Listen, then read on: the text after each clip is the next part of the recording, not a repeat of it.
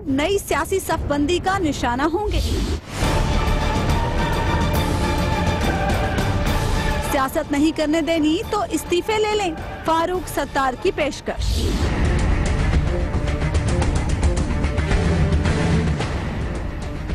मजहर हुसैन को मौत के 2 साल बाद इंसाफ मिल गया। हुकूमत पंजाब का किसान पैकेज, मकसद ज़राअत की बेहतरी या आइंदा इलेक्शन। अस्सलाम वालेकुम नाज़रीन, आप देख रहे हैं प्रोग्राम खबर ये है और मैं हूं आपके साथ उस्मान ओमान। नाज़रीन, बाज़ लोग ये कहते हैं कि पाकिस्तानी सियासत एक ऐसी चाय है जो कभी ठंडी नहीं होती है। खबरें ये हैं कि एक नया सियासी इत्तेहाद तश्कील पा रहा है जो कि इमरान खान को सियासी तौर पर तन्हा करने के लिए तश्कील दिया जा रहा है। अब देखना यह है कि ये नया सियासी इत्तेहाद इमरान खान साहब को न्यूट्रलाइज कर पाता है या नहीं। हारून साहब, हबीब साहब ने कल ये खबर दी थी कि एक नया सियासी इत्तेहाद बनाया जा रहा है खान साहब के खिलाफ। आप बताइए कि इसके कुछ खदोखाल भी वाजे हो रहे हैं, कुछ आपके पास भी इस हवाले से खबरें हैं? खबर इनकी सही निकली, मुझे तो उस वक्त यकीन नहीं आ रहा था। और जिस तरह ये इमरान खान की हमायत कर रहे थे, थोड़ी थोड़ी दबी दबी छुपी छुपी, तो उससे मैं बड़ा हैरान था कि ये क्या किस्सा है। और मैंने पूछा कि हबीब साहब की रिपोर्टिंग को आप मान गए हारून साहब?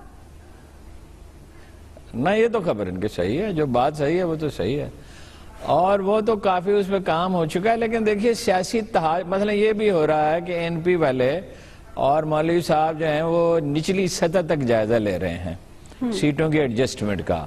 मैंने खट्टक साहब से पूछा, इत्तेफाक से मुझे मिले थे तो ऐसे भाई दिबे कहीं मिल गए, तो मैंने कहा क्या सूरत हाल है। उन्होंने कहा इत्तेहाद, उन्होंने बड़ा अच्छा नुक्ता बयान किया और प्रैक्टिकली वो बड़े अच्छे पॉलिटिशियन है। वैसे तो वो फसीह नहीं है, बात उस तरह नहीं कर सकते, कादरुल कलाम नहीं है, लेकिन वो प्रैक्टिकली तो बहुत कामयाब पॉलिटिशियन है। तो उन्होंने कहा इत्तेहाद इस तरह थोड़ी बनते हैं, वो तो सियासी पार्टियों की जरूरत हो तो बनते हैं। ये बात दुरुस्त है, मैंने बहुत गौर किया इस पे। और नीचे एडजस्टमेंट सहल नहीं होती। कोई उम्मीद जो वोटर होते हैं, मैंने गौर किया, वो किसी को मुलाजिम तो नहीं होते। उसने उससे इत्तेहाद कर लिया तो उसके 10,000 जो उसकी फौज में शामिल है, उसने अपनी फौज उधर भेज दी। वैसे तो फौज में भी ऐसा नहीं होता। बात यह है कि इत्तेहाद तो जरूरत को बनते हैं। मेरा ख्याल है ये है तो सही, सीरियस मूव है, इसमें शक नहीं, लेकिन इसका मुतशक्किल होना आसान नहीं है और इसमें चकमे का भी बड़ा दखल है। वैसे मौलाना साहब का काम ही यही है, परवेज मुशर्रफ के काम आए, उससे फायदे उठाए और पख्तूनख्वा को दहशत गर्दी के हवाले कर दिया और वहाँ अमन कायम होने नहीं दिया और उसको तोसी दे दी, जमात इस्लामी को फरेब दिया उस वक्त। और जरदारी साहब को भी जब मुश्किल पड़ती थी उनके काम आते थे और उनकी हुकूमत में भी शामिल थे और परवेज मुशर्रफ की हुकूमत में भी अमलन वो शामिल ही थे। ज़ाहिर है पख्तूनख्वा में उन्हें पूरी आज़ादी थी, जो चाहें करें। और फिर उन्होंने वज़ीर आला बनने का ख्वाब देखा। पहली दफ़ा करेंसी नोट लेके निकलते थे बड़े बड़े थैलों में, और मगर नहीं बन सके। वो ख्वाब देख रहे थे मैं जीत जाऊंगा और बाकियों को मिला के बना लूंगा, लेकिन वो तो एक वेव आ गई दूसरी, अगरचे कुछ सीटें उन्होंने ली। तो अब वो इनकी मदद कर रहे हैं। लेकिन मैं न सिर्फ हबीब अकरम साहब की खबर को दुरुस्त मानता हूँ, मैंने गौर किया आज शाम को बड़ी देर तक, हबीब अकरम साहब का तज्जिया भी कल का सही था। और अजीब बात है कि बड़ी हमदर्दी उन्होंने दिखाई और इमरान खान साहब को मेरा ख्याल कुछ माफ कर दिया या पता नहीं मायल हो रहे हैं उस तरफ कि ये जब सारे इकट्ठे हो जाएंगे इस तरह का जाली इत्तेहाद बनेगा, अगर किसी के ईमा पर अगर जाली बनेगा तो ये तो बनेगा तो देखेंगे। वैसे जमात इस्लामी को भी वो अपना लुभा रहे हैं आजकल मौलाना साहब, और उन्होंने कह भी दिया सिराजुल हक ने मेरी इत्तला के मुताबिक इलेक्शन पे देखेंगे। वो उनको ये दे रहे हैं कि आपको सीटें ज्यादा देंगे, इमरान खान तो उतनी सीटें नहीं देगा ऑब्वियसली, इसलिए कि उसकी मेजॉरिटी थी। अच्छा, तो ये बनने तो कुछ जा रहा है, लेकिन इसका अंजाम, एक मिनट, ये अच्छा बीच में जब बात मुकम्मल होने वाली होती है तो उस वक्त आप टोकते हैं। जो फाइनल पॉइंट होता है, जो फाइन पॉइंट होता है, उसको तो बात तो करना दिया नहीं। अच्छा हबीब साहब इसमें कौन से चांद सितारे लगा देंगे? मेरी बात तो सुन लेना। हुजूर वाला इतना गया, एक फिक्रा था। बात यह है कि भुट्टो के खिलाफ भी इत्तेहाद बना था, किसी काम नहीं आया था इत्तेहाद। मैं उसका ऐनी शाहिद हूं, वो जिस तरह बना और जिस तरह बर्बाद हुआ उसकी तफसीलात कल इंशाल्लाह परसों में लिख दूंगा। इत्तेहाद बनता है अगर मकासद पे कुछ न कुछ हम आहंगी हो और उसकी डिटेल्स वर्कआउट हो जाए। नंबर 3, अगर नेक नीयती हो। मुझे ऐसे इत्तेहाद का इम्कान कम नजर आता है। बहरहाल देखिए, पाकिस्तानी सियासत और मौसम के बारे में तो कुछ कहा जा नहीं सकता। अच्छा हबीब साहब, آپ کی رپورٹنگ کو تو ہم مان ہی گئے ہیں. کل آپ نے یہ خبر دی تو یقینی طور پر آپ کو یہ بھی پتا تجزیہ بھی مان گیا. جی کل آپ نے میں خبر تو دی ان کا تجزیہ بھی مان گیا. اب یہ خود ہی اسے مکر جائیں تو دوسری بات. سب مانتے ہیں, ہارون صاحب بھی مانتے ہیں. دیکھیں جی بات یہ ہے کہ مجھے تو آج یہ ہے کہ ہارون صاحب نے مان لیا تو گویا ایک عالم نے مان لیا. تو بات یہ ہے کہ میرے لیے تو ہارون صاحب ایک پوری دنیا ہے, تو لہٰذا میرا اس کا مطلب یہ ہے کہ بہت سے لوگ اب جو ہے اس بات سے متفق ہو گئے ہوں گے. دیکھیے بات یہ ہے کہ اتحاد جو ہے وہ الٹیمیٹلی جب بھی بنے گا, جیسے بھی بنے گا, اس کا فائدہ عمران خان کو ہونے والا ہے. اب جو اتحاد کے بنیادی خد و خال ہیں وہ کچھ اس طرح بنتے ہوئے نظر آ رہے ہیں. جو لوگ جہاں مشاورتیں ہو رہی ہیں یہ وہاں سے چھن کے بلکہ چھنچھناتی ہوئی خبریں جو ہیں وہ باہر آ رہی ہیں. وہ یہ ہے کہ ایک تو چھن کے ہی آتی ہے. جی چھن کے ہی آتی ہے خبر. جی جی بالکل. تو اس میں بھی ساتھ ٹھیک کرتے جائیں. میں چھنچھناتی کو جھانجر کے چھنچھناتی ہوتی ہے, چھنچھناتی ہوتی نہیں. چھنچھناتی اردو میں کوئی لفظ نہیں ہے. ٹھیک ہے جی. اچھا تو خیر بات یہ ہے کہ جو خبریں باہر آ رہی ہیں اس میں یہ ہے کہ اس کی جو لنچ پن ہے, جو اس کا بنیادی مرکز پرکار کا ہوگا, وہ ہوں گے طاہر القادری صاحب. اچھا. اور پیپلز پارٹی جو ہے اس بات پہ انہوں نے کچھ پینگیں بڑھائی ہیں طاہر القادری صاحب سے کہ ہم بھی کسی ایسے اتحاد میں شامل ہو جائیں. آپ کو یاد ہوگا کہ 90s میں ایک اتحاد بنا تھا اور وہ بھی نواز شریف کے خلاف بنا تھا. تو اس میں محترمہ بے نظیر بھٹو نے طاہر القادری صاحب کو اس کا صدر بنایا تھا.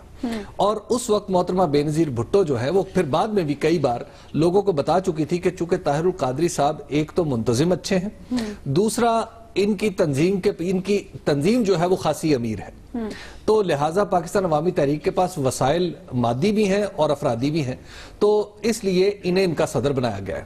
تو ایک دفعہ وہی پھر جس کو گرینڈ ڈیموکریٹک الائنس کا نام دیا گیا تھا وہ دوبارہ بنتا ہوا نظر آ رہا ہے. دیکھیں اس کا خیال اس اتحاد کا یہ ہے. ایک بنا تھا, ساری قطع کلام کی معافی, قطع کلام کے بعد میں بھی ایک بنا تھا گیٹ GAD, فاروق لغاری صاحب تھے اس میں, کوئی اور لوگ تھے. بالکل جی جی جی جی جی. تو اس وقت جس کو بغرض استہزاء اس کو گڈھا کہا جاتا تھا. نواز شریف ٹارگٹ تھے اس وقت. جی بالکل, اس وقت بھی نواز شریف ٹارگٹ تھے. تو دیکھیں اب عمران خان کو یہ سیاسی اہمیت تو حاصل ہو چکی ہے کہ ان کے خلاف اتحاد بنتے اور بگڑتے رہیں گے. اب یہ جو اتحاد بن رہا ہے یہ حکومت سے باہر ہوگا, لیکن الٹیمیٹلی یہ عمران خان کو نقصان دے گا, اور ایسا نقصان دے گا جس کا فائدہ حکومت کو ہوگا. اور یہ ساری کی ساری جو اس کی مووز ہیں وہ آئندہ چند دنوں میں شروع ہو جائیں گی, تاکہ 30 اکتوبر کو دیکھیں خان صاحب کو اس سے فائدہ ہوگا. دیکھیں یہ تو میرا سیاسی تجزیہ ہے کہ جب خان صاحب کے خلاف اتحاد بنے گا خان صاحب کو نیوٹرلائز کرنے کے لیے, تو اس کا الٹیمیٹ فائدہ خان صاحب کو ہوگا. یہ ہمیشہ ہماری تاریخ میں ہوتا آیا ہے, اور حکومت کو وہ اتحاد فائدہ پہنچانے کی کوشش کرے گا کہ عمران خان صاحب جو پاناما کا ایشو لے کے اٹھے ہیں, اسی طرح جو طاہر القادری صاحب جو اپنے جو سارے ماڈل ٹاؤن کا ایشو لے کے اٹھے ہیں, ان دونوں ایشوز کے اوپر وہ ایسی پوزیشن اختیار کرے جو عمران خان کی پوزیشن کے نزدیک ہو, لیکن مائنس ایجیٹیشن ہو. اور وہ یہ اتحاد اپنی یہ دعوت دے گا لوگوں کو کہ دیکھیے چاہتے تو ہم بھی وہی ہیں جو عمران خان چاہتے ہیں, لیکن عمران خان ذرا ہلے گلے سے چاہتے ہیں, ہم اس سسٹم کے اندر رہ کے چاہتے ہیں. اچھا یہاں ایک سوال ہے, here is a very serious question. Maulana Tahir al-Qadri جو علامہ ساری غلطی معافی چاہتا ہوں, میں نے وہ بڑا برا مناتے ہیں اگر انہوں کو مولانا کہہ دے, علامہ ڈاکٹر طاہر القادری, ان کی پوزیشن تو اور بھی سخت ہے. اب پیپلز پارٹی کی تو سودہ بازی ہے, یہ تو زرداری صاحب کے ایما پہ ہو رہا ہے نا, جو بلاول کا رویہ بدلا اب تو والد گرامی کی وجہ سے بدلا ہے نا جی.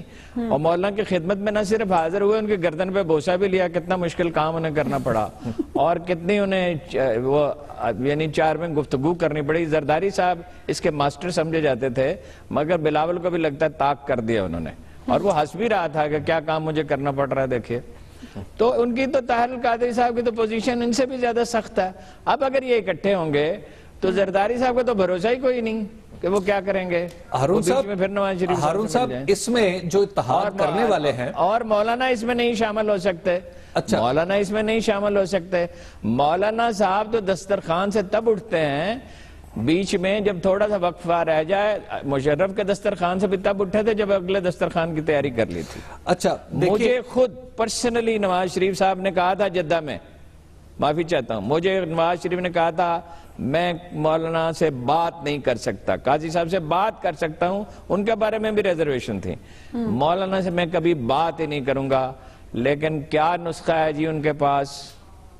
جی تھوڑا سا تو مجھے پتا کیا نسخہ ہے، کیا نسخہ ہے ان کے پاس؟ ہارون صاحب کہ کیسے لوگ، ہارون صاحب جو تجربے نے ثابت کیا ہے وہ یہ ہے، آپ کی اجازت میں آپ کو ایک عرض کر دوں چھوٹی سی بات، جو تجربے سے ثابت ہوا ہے نا وہ یہ ہے کہ طاہر القادری صاحب، ایک منٹ، جو طاہر القادری صاحب جو ہیں وہ ہمیشہ مذاکرات کے نتیجے میں مان جاتے ہیں، یہ انہوں نے ثابت کیا ہے۔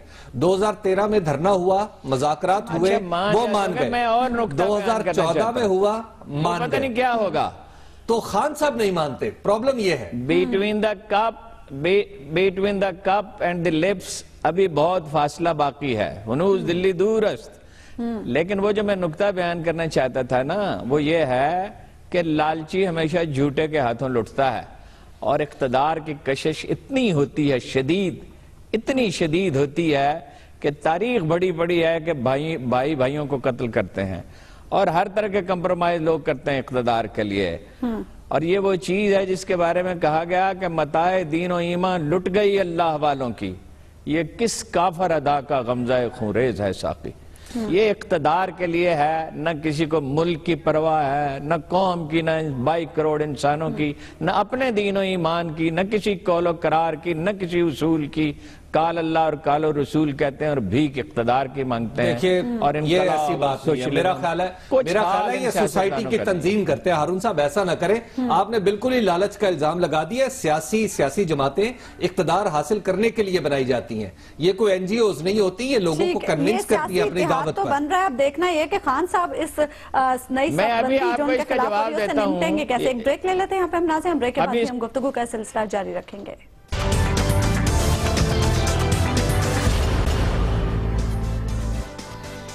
ویلکم بیک ناظرین، بریک پر جانے سے پہلے ہم بات کر رہے تھے عمران خان کے خلاف نیا سیاسی اتحاد تشکیل دیا جا رہا ہے۔ اب دیکھنا ہے کہ خان صاحب اس سیاسی اتحاد سے کیسے نمٹ پاتے ہیں۔ ہارون صاحب آپ اس پر کوئی بات کرنا چاہ رہے تھے؟ یہ جو نقطہ اٹھایا ہے نا انہوں نے کہ سیاسی جماعتیں این جی اوز نہیں ہوتی، اقتدار کے لیے بنتی ہیں، اس میں بڑی ایک اہم بات سمجھنے کی یہ ہے، یا تو اقتدار کے لیے آدمی پاگل ہو جائے، پیسے سمیٹے، ملک معاشرے کو برباد کرے، یا یہ ہے کہ اقتدار کو ایک امانت اور ذمہ داری سمجھے۔ یہ دو صورتیں ہوتی ہیں، اور دونوں طرح کے حکمران تاریخ میں ہمیشہ نظر آتے ہیں۔ قائد اعظم بھی نظر آتے ہیں اور آصف علی زرداری بھی نظر آتے ہیں۔ اگر آدمی سے مغلوب ہو جاتا ہے نا، جیسے وہ کیا ابی اکرم صاحب ملٹن کا فقرہ آپ کوٹ کیا کرتے ہیں، to rule is worth ambition though in hell۔ بالکل ہاں، to rule is worth ambition though in hell۔ خود بھی جہنم میں جاتے ہیں، الٹیمیٹلی ذلیل زندگیاں گزارتے ہیں، عزت اور سے محروم ہوتے ہیں، پھانسیوں پہ چڑھتے ہیں، خود کو برباد کرتے ہیں، اولادوں کو دولت کے انبار جمع کر لیتے ہیں جو کسی کام نہیں آتے، بعض اوقات دولت بھی نہیں جمع کرتے، صرف اقتدار کے لیے پاگل ہوئے پھرتے ہیں۔ انسان کا مسئلہ یہ ہے پوری تاریخ میں، اس کی جو انسٹنکٹ ہے نا غالب آنے کی، دوسروں پہ حکمرانی کرنے کی، ارج ٹو رول جسے کہا جاتا ہے، وہی اسے برباد کرتی ہے۔ اس سے آدمی کو لڑنا ہوتا ہے۔ ایک آدمی ہے، اسے اقتدار پیش کیا جاتا ہے اور وہ نہیں لیتا، اسے مل جاتا ہے، جیسے جناب عمر بن عبدالعزیز کو مل گیا، جیسے جناب ابو بکر صدیق کو مل گیا، جیسے حضرت عمر کو ملا، جیسے اور بھی بعد میں قائد اعظم کو پورے بر صغیر کا وزیر اعظم بنایا جا رہا تھا، پورے ہندوستان کا، انہوں نے انکار کیا تھا، اللہ نے انہیں بڑی عزت و شرف بخشی۔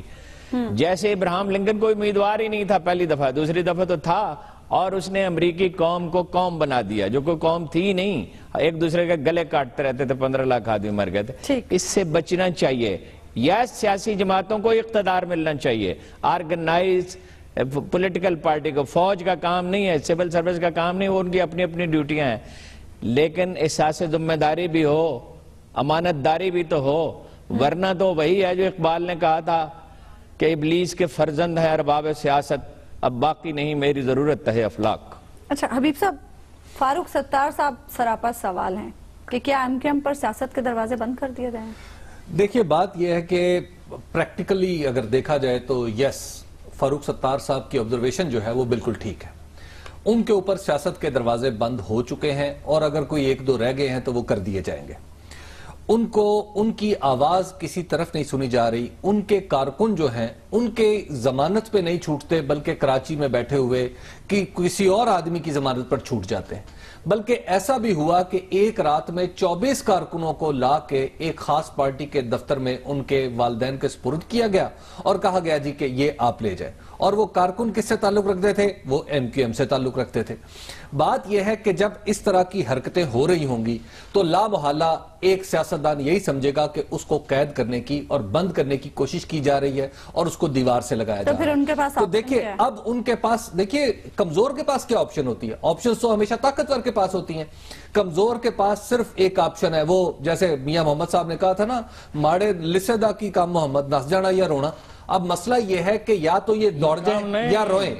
لسے دا کی زور محمد، ہاں چلے جی، لسے دا کی زور محمد، رونا یا نس جانا. اب ظاہر ہے کمزور کا کیا زور ہو سکتا ہے؟ تو اس کیس میں فاروق ستار ایک کمزور جماعت کے سربراہ ہیں اور خود بھی کمزور ہیں، اور ان کی اس کمزوری کا سارے کے سارے جو لوگ ہیں وہ فائدہ اٹھانا چاہ رہے ہیں. کبھی پاکستان پیپلز پارٹی کی جو سندھ کی حکومت ہے وہ ان سے وعدے وعید کرتی ہے اور پھر جاتی ہے.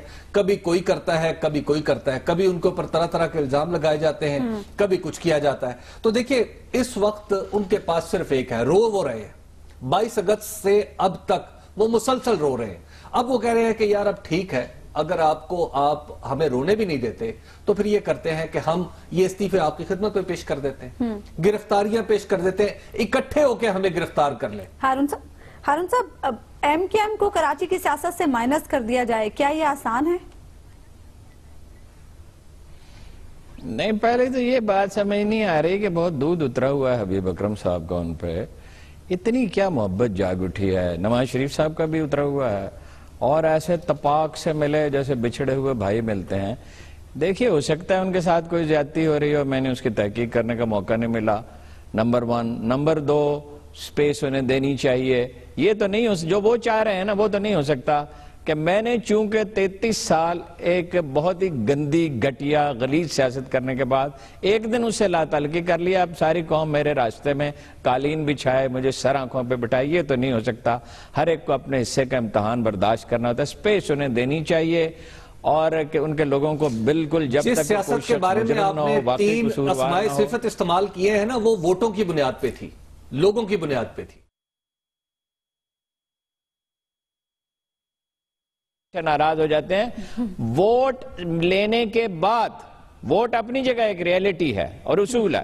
ووٹ لینے کے بعد اگر کوئی ہٹلر اور موسولینی بنتا ہے اور الطاف حسین بنتا ہے تو اس سارے عمل پہ قدرت لعنت بھیجتی ہے اور ذلت کے قوموں پہ دروازے کھولتی ہے اور بربادی کے. صرف ووٹ اصول نہیں ہے، کنڈکٹ اصول ہے. کیا کیا انہوں نے 30 سال تک الطاف حسین کو پیغمبر سمجھا. ایک دن یہ روئے، انہیں احساس ہوا کہ تو ہم کیا کرتے رہے. اب انہیں اپنے حصے کا امتحان تو بھگتنا ہے. اس سے میں اگری کرتا ہوں کہ زیادتی بالکل نہیں ہونی چاہیے، سپیس انہیں ملنی چاہیے جس طرح باقیوں کو مل رہی ہے، ان کا حق ہے. وزیر اعظم نے کوشش بھی کی. وہ دیکھیے، وہ تو جب دیوار کیا گری میرے کچے مکان کی، لوگوں نے میرے سین میں رستے بنا لیے. یہ تو ہوگا. اب وہ اٹھ کے کھڑے ہونا، روئے نہیں. رونے سے تقدیر نہیں بدلتی. اب جدوجہد کریں. اب خود ترشی کا نمونہ نہ بنے. اسی طرح الطاف حسین ان کے ساتھ ان کو پٹواتا تھا. ایک منٹ بات سنیں، میری بات سنیں. نہیں، حالات کے خلاف اور کس کے خلاف؟ بات یہ ہے کہ ڈٹ کے کھڑے ہوں لیڈر کی طرح، روئے نہیں، بھیک نہ مانگیں. اور گرفتاریاں یہ نہیں دے سکتے، مستعفی یہ نہیں ہو سکتے، ان کے اندر اتنی تاب نہیں. اور اگر انہوں نے یہ کر لیا کہ مستعفی ہو گئے یا گرفتاریاں دے دیں تو یہ پارٹی بن جائے گی. کوئی پھر اس کا راستہ نہیں روک سکے گا. لیکن یہ تو ذہنی غلام رہے مدتوں تک، اب بھی روتے ہیں. ذرا سی بات ہوتی ہے رو پڑتے ہیں. ٹیکٹفل بہت ہیں فاروق ستار، آرٹیکولیٹ ہیں، بات کرنی آتی ہے. کھڑے رہیں گے تو سپیس ان کو مل جائے. دیکھیں جی، اگر دیں، میں نہیں کہہ رہا، نو میں نہیں کہہ رہا، مجھے مس انٹرپریٹ نہ کریں. میں نہیں کہہ رہا، میں نے کہا فرض کیجئے ایسا ہوا. یہ تو وہ خود فیصلہ. دیکھیں بات یہ ہے کہ اس نہیں ایسے نہ مجھے مس انٹرپریٹ نہ کریں، مہربانی کریں. نہیں آپ سمجھے نہیں. دیکھیے اگر وہ ایسا کریں نا، ایسا نہ کریں یار، ایک میرے مجھ سے بات منسوب کر کے اسے تجزیہ کر رہے ہیں. اگر ایسا ایسا ہوا، اگر انہوں نے یہ فیصلہ کیا، یہ فیصلہ وہ خود ہی کر سکتے ہیں، تو پارٹی تو وہ بن جائے گی، اس میں کوئی شبہ نہیں. امتحان سے گزر کے ہی جو سونا جو ہے کٹھالی میں ڈالا جاتا ہے، آگ پہ پکتا ہے تو سونا بنتا ہے. اگر ہوا ایسا، لیکن کچھ عرصہ سر اٹھا کے کھڑے رہیں. بہت اس قوم کو سزا انہوں نے دی ہے. تو تھوڑا سا ہمت کا مظاہرہ کریں. ویسے پکے ہوئے پھل کی طرح تو سارا ووٹر ان کی گود میں نہیں گر سکتا. استدلال جو ہے نا، اگر یہ مان لیا جائے اس استدلال کو، تو اس کا جو پہلا نقصان جو ہے نا وہ پتہ کس کو ہوگا؟ پاکستان کو اور پاکستان کے دستور کو. بات یہ ہے کہ اس وقت وہ پاکستان کا زندہ باد، پاکستان زندہ باد کا نعرہ لگا کے اپنے لیڈر کے خلاف، اپنے بانی کے خلاف پاکستان کے حق میں کھڑے ہوئے ہیں اور اس مینڈیٹ کو سنبھال کے رکھے ہوئے ہیں. حضور والا مجبوری سے آپ انہیں واپس ایک ایسے 30 سال جہنم میں نہیں دھکیلنے جا لگایا، رہے اب ہیں. لگایا مجبوری سے. ہارون صاحب کیا مجبوری تھی کسی کو؟ اس وقت صرف ایک مجبوری تھی یہ کہ ثابت کریں، مجبوری تھی، سروائیول ہی نہیں تھا. محبت ان کے دل میں جاگی. اچھا کیا مرد آباد کا نعرہ لگا سکتے تھے الطاف حسین کی طرح؟ مجبوری تھی حضور. ہارون صاحب ان کا نامہ اعمال دیکھنا کسی کی پڑتا ہے، مجبوری نہیں ہے. زبان نہیں دیکھی پاکستان جاتے، سے محبت اس کسی کے کی مجبوری اعمال نہیں دیکھے ہے. جاتے ہیں. پاکستان سے محبت ہمارے دلوں میں جاتی ہے، دلوں میں ہے. یہاں پہ ہم ناظرین بریک کے بعد بھی ہم گفتگو کا سلسلہ جاری رکھیں گے. ویلکم بیک ناظرین. بریک پہ جانے سے پہلے ہم بات کر رہے تھے فاروق ستار اور ایم کیو ایم پاکستان کے حوالے سے. حبیب صاحب، آخر فاروق ستار صاحب چاہتے کیا ہیں؟ ان کے بنیادی مطالبات ہیں کیا؟ دیکھیں بات یہ ہے کہ ایم کیو ایم کو، جو ایم کیو ایم پاکستان ہے، 22 اگست کے بعد اسے اتنا سکوپ آف ورک نہیں ملا جتنا اس کے پاس 22 اگست سے پہلے میسر تھا. اب بات یہ ہے کہ فاروق ستار کیا تقاضا؟ ایک نمبر 1 وہ اپوزیشن پارٹی میں ہے، ٹھیک ہے، لہذا اپوزیشن پارٹی بہت سارے تقاضے کر سکتی ہے، لیکن ان کا ایک بنیادی مطالبہ یہ ہے کہ کراچی کی لوکل گورنمنٹ کا ان کے پاس مینڈیٹ موجود ہے. اس پہ تو کوئی شک نہیں ہے نا. اس مینڈیٹ کو بروئے کار لانے کے لیے انہیں رعایتیں دی جائیں جتنی ایک پولیٹیکل پارٹی کے لیے قانون کے دائرے میں رہتے ہوئے بنتی ہیں.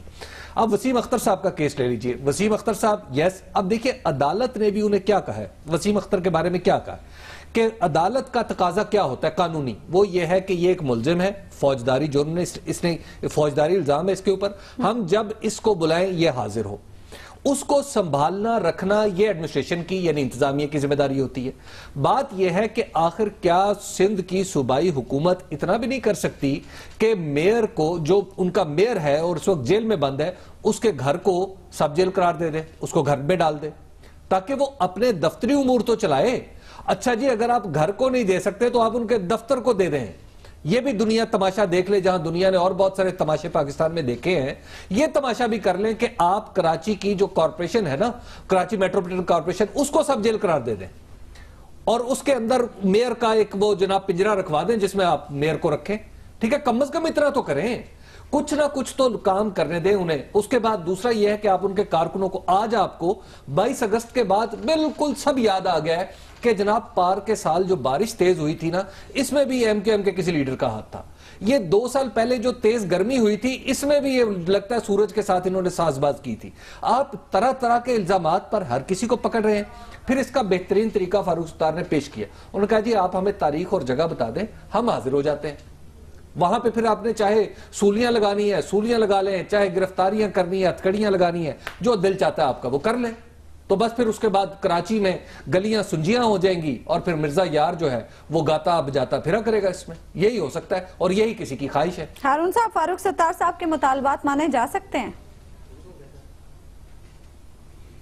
دیکھیں اب یہ تو اگر تو حبیب اکرم صاحب کو حکم مانے، چیف آف آرمی سٹاف بھی، رینجرز بھی، اور وزیر اعظم بھی اور وزیر اعلیٰ بھی، تو پھر تو مانے جا سکتے ہیں. 26 سال فاروق ستار منی لانڈرنگ کرتے رہے قاتل کے لیے. 22,000 آدمی قتل ہوئے. 109 اگر فگر یہ صحیح نہیں تو تھوڑا سا کم و بیش ہو سکتا ہے، سرکاری زمینوں پہ دفاتر بنائے گئے. بھتہ لیا جاتا رہا، سپریم کورٹ کی آبزرویشن ہے. اغوا برائے تاوان ہوتا رہا جو اب بہت کم ہو گیا ہے. بھتہ بہت کم ہو گیا ہے. ٹارگٹ کلنگ ہوتی رہی.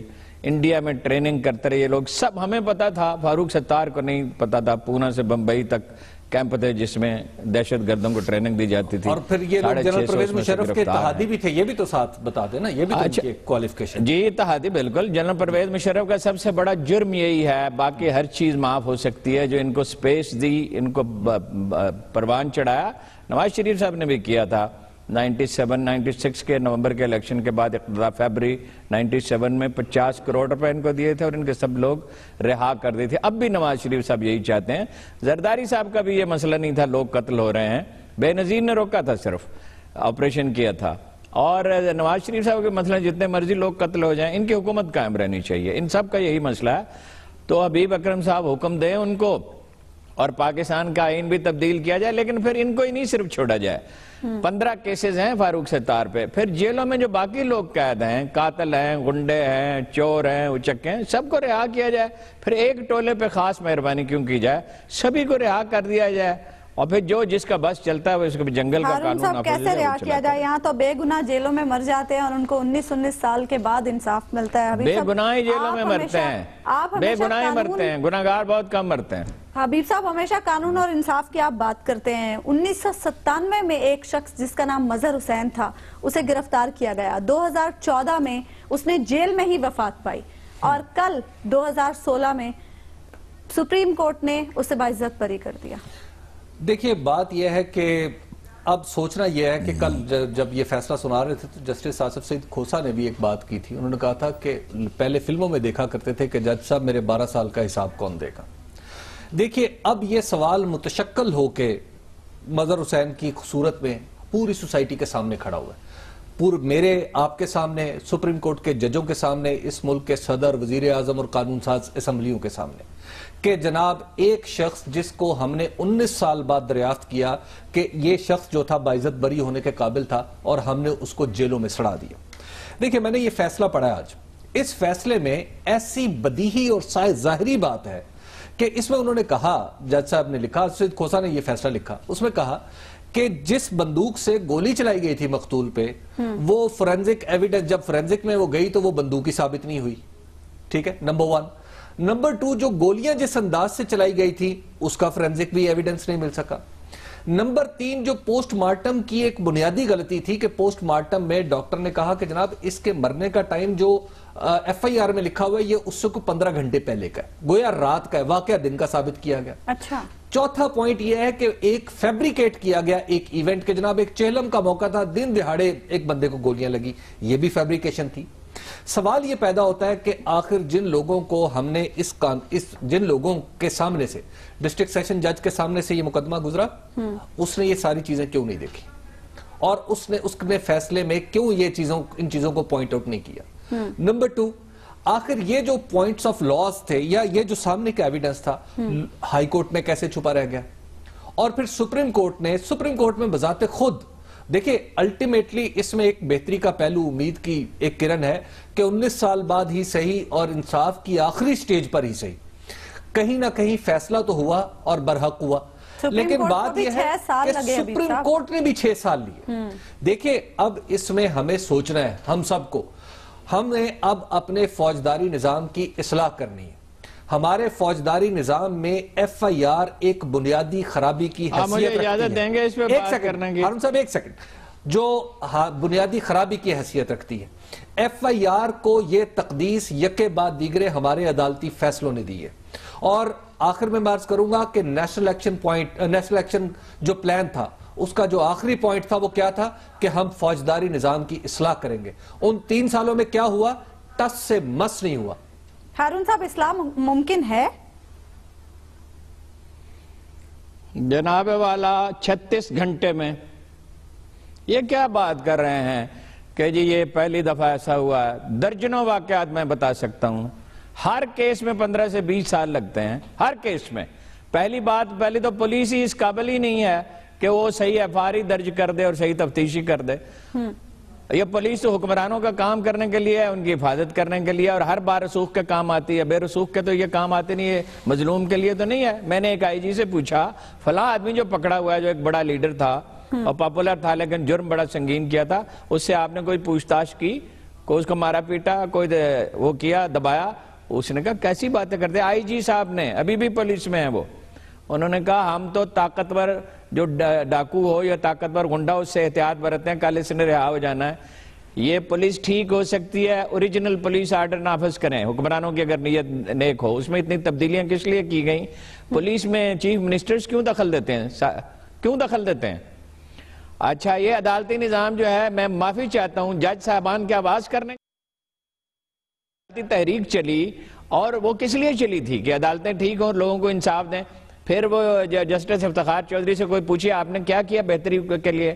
یہ ذرا شہباز شریف صاحب سے پوچھئے، ایک دن بیٹھے بیٹھے ججوں کی تنخواہیں دگنی کر دیں، اس کو انسینٹو بیس کرتے ہیں، جس کی کارکردگی اچھی ہے اس کو دیتے ہیں۔ یہ چیف جسٹس صاحب لاہور کے کوشش کر رہے ہیں ان کی کوئی مدد کرے، وکیل الجھاتے ہیں، پولیس الجھاتی ہے، وکیل الجھاتے ہیں، یہ عدالتی نظام ناقص ہے۔ میں سوڈان گیا صرف یہ دیکھنے کے لیے کہ وہاں کیسے فیصلہ ہو جاتا ہے اور وہاں جرم کیوں نہیں ہے، 3 دن میں فیصلہ ہو جاتا ہے، اللہ یہ ایک مقدمہ بہت پیچیدہ ہو، اور کوئی شکایت وہاں نہیں پائی جاتی کہ ناانصافی ہوتی ہے۔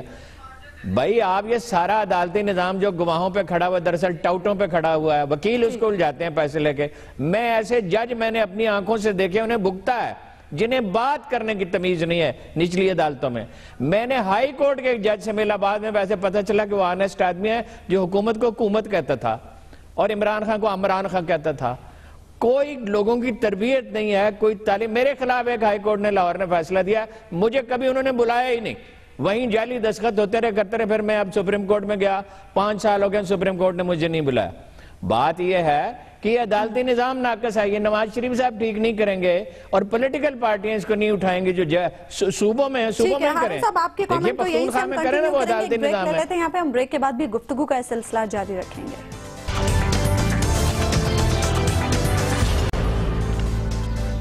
ویلکم بیک ناظرین، بریک پہ جانے سے پہلے ہم بات کر رہے تھے نظام انصاف کے حوالے سے۔ ہارون صاحب آپ بات کر رہے تھے کہ اصلاح کیسے ممکن ہے؟ دیکھیے اصلاح کے لیے پہلی چیز تو نیت ہوتی ہے، ڈیٹرمنیشن ہے، جس کو پولیٹیکل ول کہتا ہے آج کی اصطلاح میں، اس کا عزم کر لیں تو بہتری شروع ہو جائے گی۔ دیکھیے بہار کی بار بار ہم مثال لیتے ہیں، وہاں کیا ہوا تھا، انہوں نے کہا ججوں کو بلایا، ان کے ساتھ بیٹھے مؤدبانہ ان سے بات کی کہ یہ مسئلہ حل کرنے میں ہماری مدد کریں۔ کچھ چیزیں انہوں نے طے کی، انہوں نے سارے سرکاری افسروں کی اور سیاستدانوں سے کہا اپنی پراپرٹی بتائیں، اپنے رشتہ داروں کی بتائیں، بیویوں کی بتائیں۔ انہوں نے راستہ روک دیا۔ حالت یہ تھی کہ کوئی ماروتی کار لے کے پارک میں نہیں جا سکتا تھا اور لے جاتے تھے لوگ اغوا کر کے۔ اب انہی پارکوں میں جانے لگے لوگ اپنی نئی مرسیڈیزوں پہ بیٹھ کے۔ ججوں نے کچھ چیزیں حکومت سے کہا یہ اقدامات کرے، حکومت نے کیے۔ مثلا پولیس افسروں کو پابند کیا کہ ایک پیشش پہ زیادہ سے زیادہ غیر حاضر ہو سکتا ہے، حالانکہ انڈیا اتنا بڑا ملک ہے، وہ بہار سے ممکن ہے کلکتہ جا چکا ہو یا کہیں جا چکا، مدراس جا چکا ہو، دوسری پیشی پہ نہیں غیر حاضر ہو سکتا۔ اور جو ضروری اقدامات ہیں جو تجویز کیے جا سکتے ہیں، جو ایکسپرٹ سب جانتے ہیں، وہاں پولیس کو ٹھیک کیا، اس میں سیاسی مداخلت بند کی۔ ہمارے بھی پختونخوا میں پولیس بہتر ہوئی ہے۔ ججوں کا حال یہ ہے کہ لاہور ہائی کورٹ کے ایک چیف جسٹس نے وفاقی ٹیکس محتسب کو طلب کیا اور اس نے کہا اللہ کے بندے آپ کو یہ نہیں پتا کانسٹیٹیوشنل پوزیشن ہے، مجھے صرف سپریم کورٹ بلا سکتی ہے اور وہ بھی ایک جج نہیں بلا سکتا۔ ججوں کی ٹریننگ نہیں ہے، ول نہیں ہے، ٹھیک کرنا نہیں چاہتے، سب سے زیادہ بگڑی ہوئی پولیس ہے، اور اس میں پولیس کا قصور نہیں ہے، نہ سول سروس کو اسی طرح ہم نے تباہ کر دیا۔ انہیں کام کرنے کی آزادی دیں قانون کے دائرے میں، ان کی کیپیسٹی بلڈنگ کریں، ٹریننگ کریں، یہ کچھ کرنا نہیں ہے اور روتے رہنا۔ یہ دیکھیں، یہ NGOs کو دیکھیں، یہ انسانی حقوق کی تنظیموں کو دیکھیں۔ ایک منٹ میں ذرا اس حوالے سے بات کروں۔ دیکھیں ہمارے جو ججز ہیں نا، ہمارا جو مسئلہ ہے پورے کا پورا، یہ شروع ہوتا ہے عدلیہ سے۔ پہلے جتنی بھی جو اصلاحات ہیں نا وہ تجویز کرنی ہے عدلیہ نے۔ اب پرابلم کیا آ رہا ہے؟ پرابلم یہ ہے کہ ہماری اعلیٰ عدلیہ جو ہے، سپریم کورٹ ہے، خواہ وہ ہائی کورٹس ہے، ان سب میں وہ لوگ ججز بن رہے ہیں جو وکیل تھے اور انہی عدالتوں میں پریکٹس کرتے تھے۔ وہ جو کیریئر جج تھے نا، یعنی جو سول جج سے لے کے آہستہ آہستہ گرو کرتا ہوا وہ ہائی کورٹ کے بینچ میں پہنچے یا سپریم کورٹ کے بینچ میں پہنچے، وہ نہیں ہے۔ اس کی وجہ سے ہماری اعلیٰ عدلیہ میں انڈرسٹینڈنگ کی کمی نظر آتی ہے نچلی عدالتوں کے بارے میں۔ آپ ایک عمومی قسم کے احکامات تو آپ کو نظر آئیں گے کہ ایسے ہے۔ دیکھیں بات یہ ہے کہ حبیب صاحب آپ کو بھی پتا ہے، مجھے بھی معلوم ہے، کوئی کرنا نہیں چاہتا۔ یہ حکومتیں، یہ پولیٹیکل پارٹیاں، یہ اپنی عدلیہ ایک بنیادی بات ہے، وہ بگننگ جو ہے، کسی نے روکا ہوا بگننگ کرنے سے؟ شہباز شریف کو کسی نے روکا ہوا ہے؟ اس میں نواز شریف اور شہباز شریف کا مسئلہ نہیں ہے، یہ انیشیٹو عدلیہ کے پاس ہے۔ بات یہ ہے کیوں نہیں ہے یار ان کا مسئلہ؟ بگننگ کریں نا کہیں سے، سن لیں تو آپ کو واضح ہو جائے گا۔ دیکھیں ججز کی جو بھرتی کا معاملہ ہے نا، ججز کی واضح ہے، میں نے کئی سال اس پہ تحقیق کی ہے۔ ایک منٹ بات تو سن لے ہارون صاحب، بات تو سن لے، بات تو سن لے۔ دیکھیے سن لی نا بات آپ کی، میں تو آپ سے بھی کر رہا ہوں، بات تو واضح کرنے دیں۔ دیکھیے بات یہ ہے کہ اس میں اب ہمیں ایسے لوگوں کو جج بنانا ہوگا، یہ جو فرشتے آپ بنانا چاہتے ہیں نواز شریف کو، شہباز شریف کو، اس سے مسئلہ پیدا ہوتا ہے۔ ہارون صاحب ان کا نہیں ہے مسئلہ یہ۔ او بھائی جوڈیشری کی ذمہ داری ہے، میں نے تو مان لیا، اب ماننے کے بعد ذمہ داری کیا ہے؟ میں وہی تو عرض کرنا چاہ رہا ہوں۔ پولیٹیکل پارٹیز بھی تو کچھ کرے نا، ہارون صاحب پولیٹیکل پارٹیز بھی تو کچھ کرے نا، حکومت بھی کچھ کرے نا، سوائے اقتدار کی بھوک کے، یہ طے کر لیا کہ مجھے بولنے نہیں دینا، اور کوئی کام ہی نہیں ہے ان کو۔ میں جو عرض کرنا چاہتا ہوں وہ تو آپ سے میں ایگری بھی کر لیتا ہوں، پھر اس پوائنٹ کو آپ ریپیٹ کرتے رہتے ہیں۔ بھائی میں آگے تو چلنے دیں ہارون صاحب، یہ آپ نے فیصلہ کر لیا۔ بات یہ ہے کہ ہمیں کون سے ججز چاہیے؟ دیکھیں ہمیں وکلاء بھی چاہیے ججز اعلیٰ عدلیہ میں، اور ہمیں جو لوور جوڈیشری سے ترقی کرتے ہوئے ججز ہیں وہ بھی چاہیے۔ جب ان دونوں ججز کا امتزاج بن جائے گا تو لوور جوڈیشری کے بارے میں ہماری انڈرسٹینڈنگ بہتر ہو جائے گی۔ تو جب اعلیٰ عدلیہ میں انڈرسٹینڈنگ بہتر ہو جائے گی تو وہی سے انیشیشن ہوگی، کیونکہ اعلیٰ عدلیہ کے پاس یہ اختیار ہے کہ وہ حکومت کو کہہ سکے کہ ان پرٹیکولر معاملات پہ آپ قانون سازی کریں یا قواعد سازی کریں، اور یہ معاملہ پنجاب میں شروع ہوا ہے، یہ اب وفاقی سطح پر جانا چاہیے اور دوسرے صوبوں میں بھی جانا چاہیے۔ ٹھیک، اگلے موضوع کی جانب بڑھتے ہیں۔ ہارون صاحب، پنجاب گورنمنٹ نے چھوٹے حبیب کسانوں صاحب کے میں لیے، نہیں جانتا ہوں، آپ بھی نہیں جانتے ہیں، یہ نہیں کریں گے، ان کو نا انصافی چاہیے، ان کو انصاف نہیں چاہیے۔ ہارون یہ صاحب کیسے انصاف کے متحمل ہو سکتے ہیں؟ ان کی اپنی تلاشی ہوگی تو ان کے گھروں سے مال مسروقہ نکلے گا۔ ہارون صاحب چھوٹے کسانوں کے لیے پنجاب گورنمنٹ نے زرعی پیکج دیا ہے، اگر 3 سال پہلے یہ پیکج دے دیا جاتا تو شاید زراعت میں کچھ بہتری ہوتی ہے، اب تو ایسا لگتا ہے جیسے اگلے الیکشن کی تیاری ہو رہی ہے۔ یہ پیکج کیا ہوتا ہے جی؟ یہ کیا چیز ہے پیکج؟ بھائی مسئلہ ہوتا ہے، اس کا ایک حل ہوتا ہے، یہ شعبدہ بازی ہے۔ بات یہ ہمیں معلوم ہے مسائل کیا ہیں، کھاد مہنگی ہے، زرعی تحقیق ہو نہیں رہی، بیج اچھے نہیں ہیں، بجلی مہنگی ہے، کسان تعلیم یافتہ نہیں ہے، یہ جدید زراعت نہیں ہے، پانی فلڈ اریگیشن ہے، 10 گنا پانی ضائع ہوتا ہے، یعنی 10% پانی سے کام چلایا جیسا تھا فوارے لگا کے، اس پہ کبھی کام نہیں ہوا۔ زراعت پہ کام تو کرتے نہیں، اب کسانوں کی تحریک ہوگی بڑی شدید، اور بعض جگہ پہ ہوگی متشدد۔ وابڈا کے اہلکار کنیکشن کاٹنے جاتے تھے، وہ پکڑ کے مارتے تھے، اور حالت یہ ہو گئی کہ حمزہ صاحب اور شہباز شریف صاحب منہ میں گھاس لے کے گئے ان کے پاس کہ خدا کے لیے ہم نے اگلا الیکشن لڑا ہے، ہمیں تنگ نہ کرو، اس لیے یہ پیسے لٹائے جا رہے ہیں۔ یہ طریقہ نہیں ہے۔ پہلے بھی ایک پیکیج دیا، اس کا کیا نتیجہ نکلا؟ وہ 350 ارب کا تھا۔ پھر کہا کہ چاول میں جو بربادی ہوئی ہے، کسانوں کو اپنی فصل کی وہ نہیں ملی، قیمت نہیں ملی، تو 5000 روپے فی ایکڑ دیں گے، میں آپ کو اپنے گاؤں لے کے چلتا ہوں، 1% کو بھی نہیں ملے، اور ملے تو کوئی جو بارسوخ تھے، رشوت دے سکتے تھے یا نون لیگ کے لوگ تھے۔ یہ اس سے نہیں ہوگا مسئلہ حل۔ آپ اس سارے مسئلے کا مجموعی جائزہ لیں، اور پھر جو اقدامات ضروری ہیں، زراعت تو تباہ ہو گئی ان کے دور میں، پروگرام کا وقت ختم اور ہو جب گیا، یہ آتے ہیں زراعت تباہ ہوتی ہے۔ ہارون صاحب نے آج اس پیکج پہ تبرہ کر لیا ہے، کل میں اس کی خصوصیات اور بنیادی خد و خال سے آگاہ کل ہم اس حوالے سے ڈسکشن کا سلسلہ آگے بڑھائیں گے۔ پروگرام کا وقت ناظرین ختم ہو، آپ سے ملاقات ہوگی انشاءاللہ کل، اللہ نے کے بعد۔